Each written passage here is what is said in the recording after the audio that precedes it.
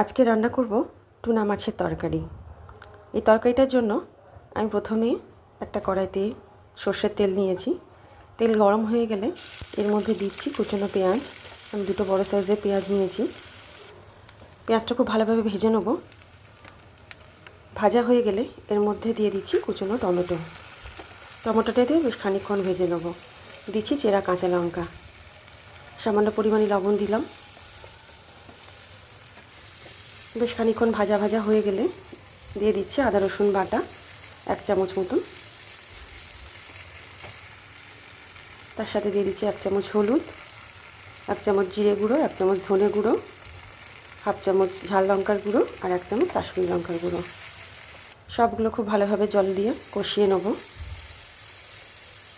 এই টুনা মাছটা কৌটোতে পাওয়া যায়, বাজারে এমনি মাছ নয়, কৌটোতে প্রিজার্ভ করা থাকে সেই মাছ।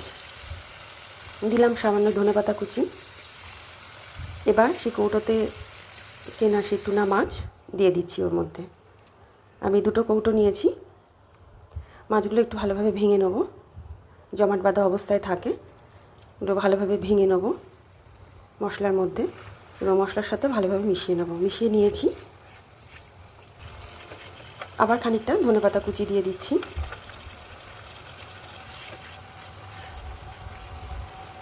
খুব ভালোভাবে নাড়াচাড়া করে একটু ভাজা ভাজা করে নিলেই তৈরি আমাদের টুনা মাছের তরকারি।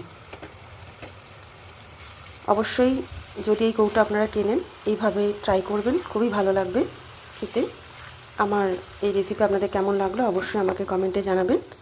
ভালো লাগলে লাইক এবং শেয়ার করবেন, পাশে থাকবেন। আমার চ্যানেলকে যারা সাবস্ক্রাইব করেননি করবেন অবশ্যই।